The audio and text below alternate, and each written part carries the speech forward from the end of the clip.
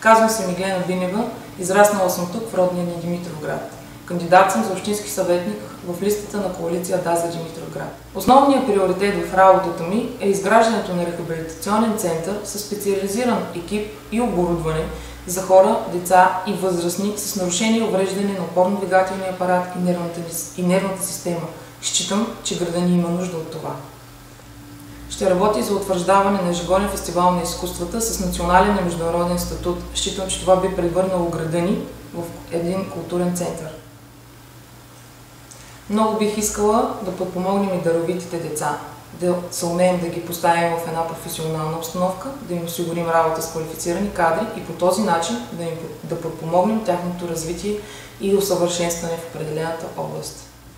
Аз искам много по-добър живот за моите деца. Вярвам, че и вие го искате. Затова гласувайте с номер 8 в интегралната бюлетина.